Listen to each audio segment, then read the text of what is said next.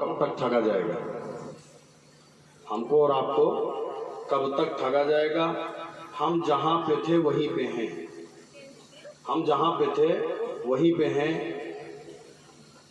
बाबा साहब डॉक्टर बाबा साहब भीमराव अंबेडकर जी की विचारधारा को आगे जो महापुरुष लेकर के बढ़े, या बाबा साहब को जो बढ़ाया गया, उन्होंने जिन महापुरुषों के विचारधारा पर चल करके इस देश के मूल निवासी बहुजन समाज के हित के लिए काम किया था, उसमें भी आपको ये समझना चाहिए कि बाबा साहब को आगे बढ़ाने में मुसलमानों को बहुत बड़ा हाथ है। और ये आप अपने बच्चों को भी बतलाएं, अपनी बच्चियों को भी बताएं, अपनी नस्लों को बताएं, वरना वो बच्चे और बच्चियां, वो नस्लें, उनके दिमाग में हिंदू मुस्लिम का जहर घोल करके फिर इस समाज को बर्बाद कर दिया जाए। आप इस बात को बतलाएं कि डॉक्टर बाबा साहब ने जो बहुजन समाज के लिए, मूल निवासी समाज के लिए इतना बड़ा काम किया है, संविधान दिया और संविधान में इतनी ज़्यादा आज़ादियाँ दी, बहुत कुछ दिया, जिसकी वजह से आज बहुजन समाज अपने पाँव पे खड़े होने की कोशिश कर रहा है। आज इस तरीके पर आप बेधड़क होकर के और बेलौस आप प्रोग्राम कर लेते हैं, आप किसी से डरते नहीं हैं, प्रशासन के लोगों से भी आप उनके दबाव में नहीं आते हैं। क्यों?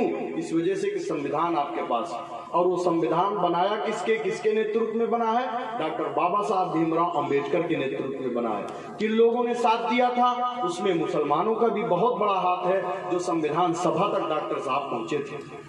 और शुरू से आखिर तक जब इस मुल्क इस नाजुक दौर से गुजर रहा था कि संविधान बनने नहीं दिया जाएगा, संविधान सभा का चेयरमैन डॉक्टर साहब को बनने नहीं दिया जाएगा, वरना इसमें SC OBC का हक हुकूक ज़्यादा डाल देंगे और हम जो है जो 15% के लोग हैं उनको वो मज़ा नहीं आएगा, क्योंकि उसी वक्त में वो सोच रहे थे कि ये मुल्क हिंदू राष्ट्र बन जाए।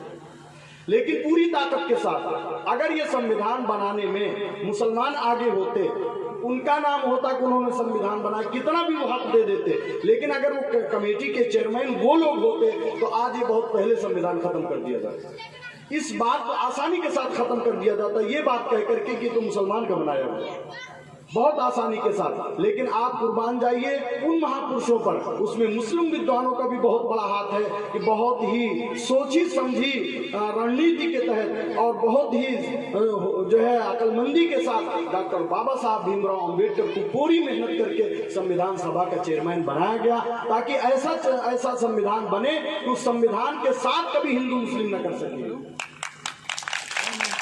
लेकिन इनकी पूरी कोशिश है कि किसी तरीके पर इस संविधान को खत्म कर दिया जाए, और कर रहे हैं। हम और आप डॉक्टर बाबा साहब को, अभी हमारे गीतकार डॉक्टर बाबा साहब की और संविधान के बारे में खूब गा रहे थे, तारीफ कर रहे थे, इसी तरीके पर हमारा ये समाज खूब करता है और कर रहा है।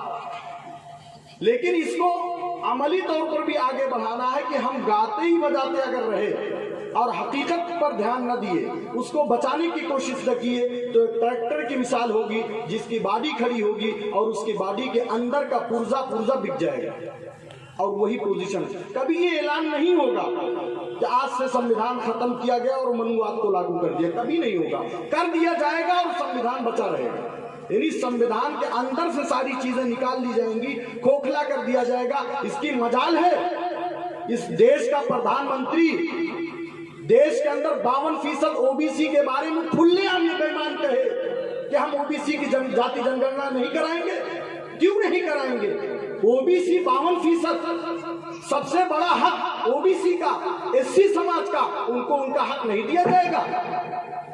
और OBC समाज फिर भी हिंदू बन करके उनको वोट दे, OBC समाज फिर भी हिंदुत्व के जो है नाव के खे और उसकी जो है उसके कारवां को आगे बढ़ाने की कोशिश करे। अगर हम अपने हाथ से अपनी कब्र को खो दे तो कौन जिम्मेदार है?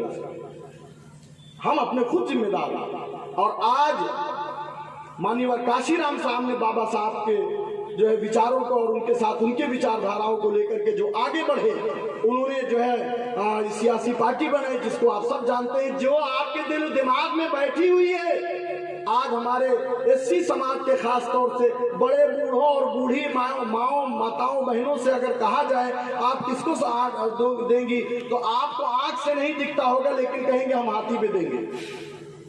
तो उनके दिमाग में वो बैठी हुई है ना, तो क्या इस तरीके पर अंधा बनकर के हम पीछा करेंगे कि वो अपने विचारों से हट जाए?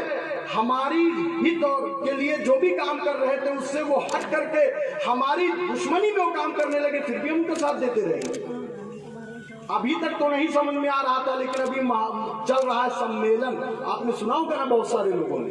यानी आपके हक हुकूक की बात छोड़ दिया गया, अब वो बचाने के लिए उनको जुट गए हैं जिनके लिए महापुरुष, जो हमारे हक हुकूक को 85% मूल निवासी बहुजन समाज के हक हुकूक को जिन लोगों ने खा के बैठे हैं और जो हथिया के बैठे हैं, उन्हीं की लड़ाई ये भी लड़ने लगे।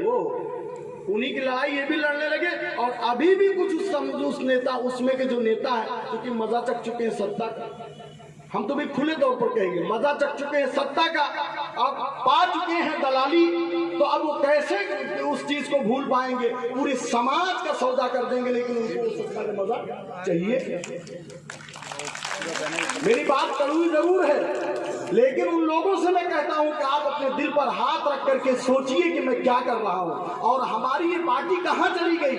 मान्यवर काशीराम साहब के कमजोर होने के बाद, इस दुनिया से जाने के बाद उनके विचारों को खत्म किया गया उसी वक्त से, लेकिन आपके समझ में नहीं आया। और उनको खत्म किया गया है, वो खत्म हुए नहीं है, उनको कमजोर किया गया है। इसके सारे दलाइल मौजूद हैं, सारी चीजें मौजूद हैं। हम पूरी जिम्मेदारी के साथ यहाँ पर जो है इस बात को कह रहे हैं। हमारे सामने, हमारे इस बीच में हम सब के जो है अगुआ और रहबर जो है बहुजन मुक्ति पार्टी के प्रदेश अध्यक्ष माननीय रामधारी, प्रोफेसर रामधारी दिनकर जी मौजूद है, जो पुराने आदमी हैं और उसमें भी काम कर चुके, इनको सारी चीजें मालूम है। तो क्या हो रहा है, आप इस पर गौर कीजिए। और जिस विचारधारा को लेकर के काम किया जा रहा था, वो विचारधारा बची भी है कि नहीं बची, या हमको धोखा दे करके हमारे दुश्मन को अपने गोद में बिठा करके दुश्मन को दूध पिलाया जा रहा है। आप इस पर ध्यान दीजिए। आप लकीर के फकीर जिसको कहते हैं ना, वो न बनिए। लकीर के फकीर कहते हैं, जैसे पत्थर पे खींच देंगे तो वो कितना भी मिटाएंगे, मिटेगा नहीं, इसलिए उस पे तो ये अपने दिल दिमाग में कि हमको हाथी ही चाहिए। हाँ चाहिए थी जब वो महापुरुषों की थी, तो हाँ चाहिए थी जब वो महापुरुषों की विचारधारा और हमारी हक हुकूक की लड़ाई लड़ रही थी। आज वो अपने विचारधारा पे नहीं बची हुई है। आज आपके वोटों का सौदा किया जाता है।